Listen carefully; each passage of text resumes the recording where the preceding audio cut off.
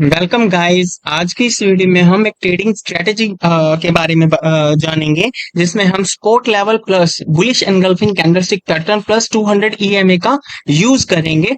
Okay, trade को plan करने के लिए। तो सबसे पहले हम क्या करेंगे, स्पोर्ट लेवल के बारे में जानते हैं कि स्पोर्ट लेवल हमें कैसे फाइंड आउट करना है।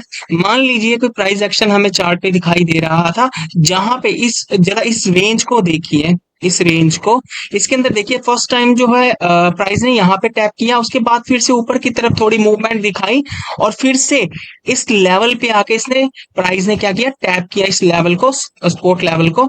इसके बाद प्राइस थोड़ा सा ऊपर गया, फिर से इसी लेवल पे आके प्राइस ने इस लेवल को टैप किया।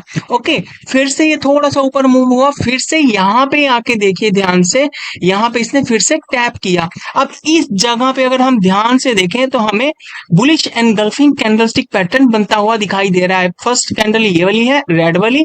ओके, और ये जो सेकंड कैंडल है ये है ग्रीन वाली। ओके, तो रेड कैंडल की पूरी बॉडी को ग्रीन कैंडल की बॉडी ने एनगल्फ कर लिया, तो यहां बना bullish engulfing candlestick pattern. Okay, तो सपोर्ट लेवल भी हमें पता लग गया। सपोर्ट लेवल कैसे हमें पता लगा, क्योंकि प्राइस ने यहाँ पे मल्टीपल टाइम सपोर्ट लिया।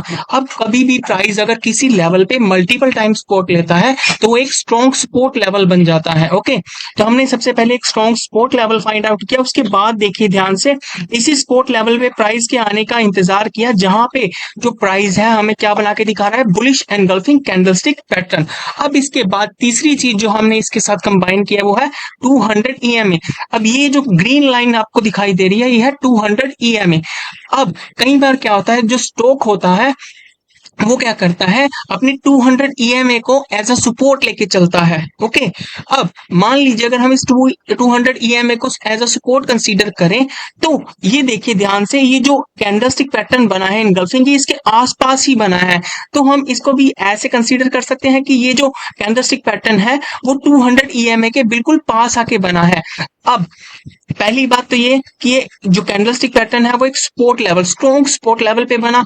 दूसरा, ये जो कैंडलस्टिक पैटर्न है वो 200 ईएमए के आसपास बना, क्योंकि 200 ईएमए भी एक सपोर्ट की तरह काम करता है। तो हमारे पास दो सपोर्ट्स हो गई। ओके, तो दो सपोर्ट्स होने की वजह से जो ये सिग्नल मिला हमें, ये एक स्ट्रॉन्ग बुलिश रिवर्सल की तरफ सिग्नल दे रहा है। तो अब जरा ध्यान से देखिए, यहाँ पे पैटर्न बनने के बाद हमें एक डिसेंट अपवर्ड मूव दिखाई दे रही है स्टॉक प्राइस के अंदर।